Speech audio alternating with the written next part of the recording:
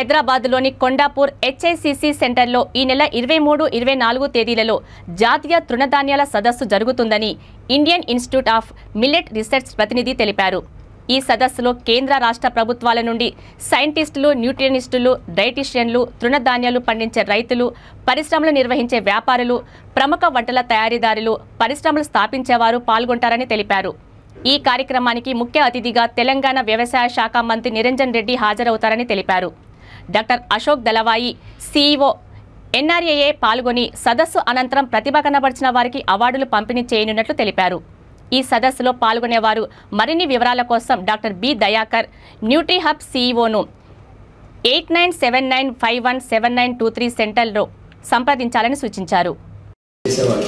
అంతకుమించి దాటలేదు. Value addition అనేది 8లో start చేయబడింది. దాదాపు ఇప్పుడు 8 నుంచి ఇప్పుడు 22 వరకు చాలా long period working on that. దయచేసి మీరు ఆ దినాన్ని రావాల్సిందిగా కోరుతున్నాం. మీరు అందరు కూడా కవర్ చేయాల్సిందిగా కోరుతున్నాం. Also director of this Nutrihub, Indian institute of millet research CV Ratnavathi garu director. ఇదంతా ICR institute, Indian council of agriculture research, New Delhi. ICR కింద ఒక 100 ఇన్స్టిట్యూట్స్ ఉంటాయి. మిల్లెట్స్ పైన ప్రత్యేకంగా సమస్తమైన మొత్తం భారతదేశానికి సంబంధించిన మిల్లెట్స్ అన్నిటి కూడా దాని ప్రస్తావన ఇక్కడే జరుగుతుంది. గవర్నమెంట్ ఆఫ్ ఇండియా తోటి కలిసి మేము నోడల్ ఇన్స్టిట్యూట్గా దీన్ని పరిగణించాం. ఏది ఇంటర్నేషనల్ ఇయర్ ఆఫ్ మిల్లెట్స్లో నోడల్ ఇన్స్టిట్యూట్గా ఐఎంఆర్ని వాళ్ళు గుర్తించి మేము కలిసి ముందుకు పెడతాం ప్రోగ్రామ్స్ అని. ఈవెంట్గా ఇన్వెస్టర్ పిచెస్ సైడ్ ఈవెంట్గా తర్వాత ఇంకా వేరియస్ అదర్ ప్రోగ్రామ్స్ కూడా ఆర్గనైజ్ చేయబడింది. కాబట్టి షెఫ్స్ కమ్యూనిటీ కానీ, న్యూట్రిషన్ కమ్యూనిటీ కానీ, డైటీషియన్స్ కానీ, లేకపోతే మెడికల్ అసోసియేషన్స్ కానీ, లేకపోతే అన్ని రకాలుగా స్టేక్ హోల్డర్స్ని మనం ఒక కామన్ ప్లాట్ఫామ్లో తీసుకుని వచ్చి అందరూ కూడా మిల్లెట్స్ గురించి ఒక ప్లేట్స్ తీసుకొని ముందుకు వెళ్ళే ఇది 2 రోజుల పండుగలాగా మనకి మిల్లెట్స్లో జరగనేది. అయితే న్యూట్రీహబ్ అనే ఏదైతే Indian institute of millet research host చేసిందో అది ఆమె ఆధ్వర్యంలో ఈ యొక్క ఫ్లాగ్షిప్ ఈవెంట్గా మేము ముందుకు తీసుకొని వెళ్తున్నాం. అంతేకాదు దీంట్లో స్టార్టర్స్కి అవార్డ్స్ ఇవ్వబోతున్నాం, స్టేట్ గవర్నమెంట్స్కి అవార్డ్స్ ఇవ్వబోతున్నాం.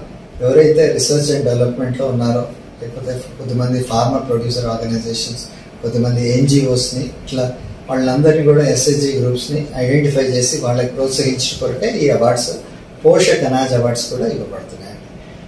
ఈ విధంగా మల్టీ ఫెసిటెడ్ ప్రోగ్రామ్గా మేము దీన్ని ఆవిర్భవించి 2 రోజుల పండుగ, చిరుధాన్యాల పండుగ అక్కడ జరగబోతున్నాం.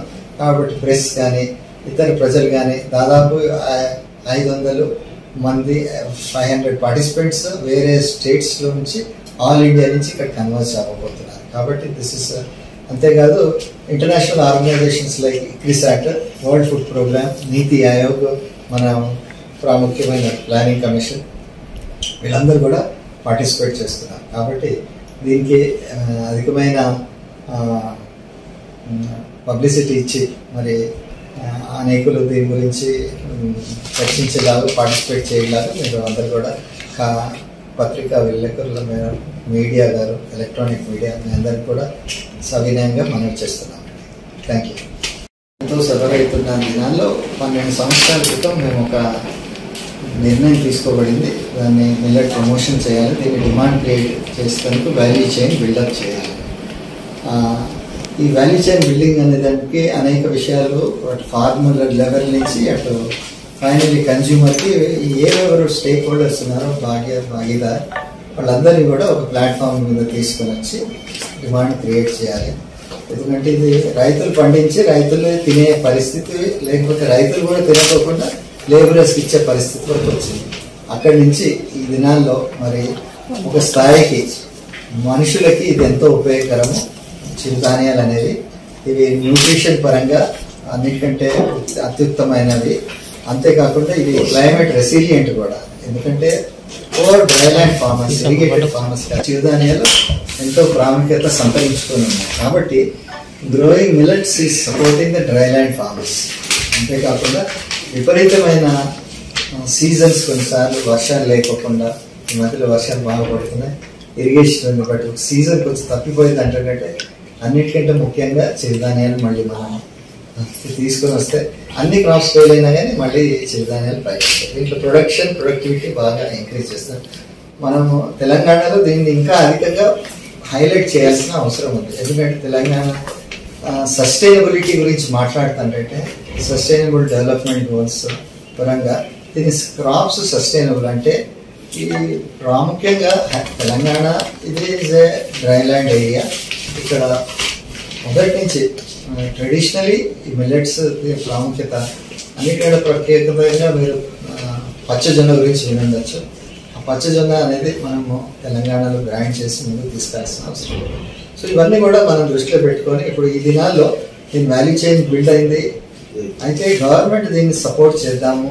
నేషనల్ ఇయర్ ఆఫ్ మిల్లెట్స్ 2018లో నేషనల్ డిక్లేర్ చేశారు. దాని తర్వాత దీన్ని ఇప్పుడు ఇంటర్నేషనల్ ఇయర్ ఆఫ్ మిల్లెట్స్ అని 2023 డిక్లేర్ చేయబడింది యునైటెడ్ నేషన్ జనరల్ అసెంబ్లీ ద్వారా. కాబట్టి దీన్ని బట్టి మనకి ఇప్పుడు ఏంటంటే భారతదేశం 70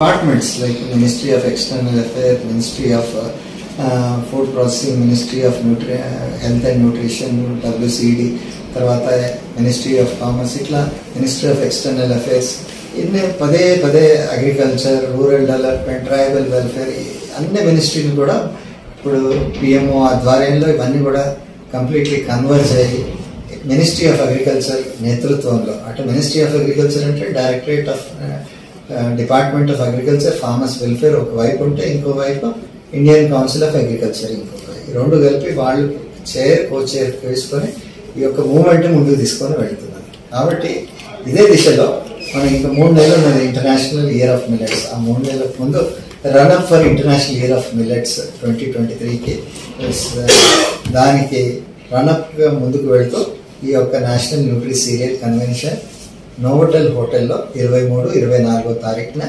మరి ఆవిర్భవించింది. మన state agriculture minister, Telangana state agriculture minister garu, honourable minister garu దీనికి చీఫ్ గెస్ట్గా ఉంటారు. ఇక్కడ చాలా దాదాపు 150 ఒక 100 స్టాల్స్ ఉంటాయి. దాదాపు 150 నుంచి 200 బ్రాండ్స్, మిల్లెట్ బ్రాండ్సే దీంట్లో చేపడుతున్నారు. దీని అంతేకాకుండా ఇండస్ట్రీ, ఐటీసీ కానీ, బ్రిటానియా కానీ వీళ్ళందరూ కూడా రాబోతున్నారు. మరి ఇంకా స్టేట్ మిల్లెట్ మిషన్స్, కొన్ని స్టేట్స్లో మిల్లెట్ మిషన్ బాగా యాక్టివ్గా పనిచేస్తుంది. వాళ్ళ సక్సెస్ స్టోరీస్ మనం పరిగణించుకొని లెర్నింగ్ ఒక స్టేట్ నుంచి ఇంకొక స్టేట్కి లెర్న్ చేసుకుంటారు. Odisha millet mission, Karnataka millet mission, మన neighbouring Chhattisgarh millet mission, Madhya Pradesh millet mission, తర్వాత ఇంకా వేరియస్ డిపార్ట్మెంట్స్ కూడా వచ్చి వాళ్ళ యొక్క అభిప్రాయాలు, ఈ యొక్క ఇంటర్నేషనల్ ఇయర్ ఆఫ్ మిల్లెట్స్లో మనం ఏంటి క్యాలెండర్ ఆఫ్ యాక్టివిటీస్ ఏం చేయాలి అనేది ఒక నిర్ధారణ చేసుకుంటూ ముందుకు వెళ్ళి పరిచయం అన్నమాట.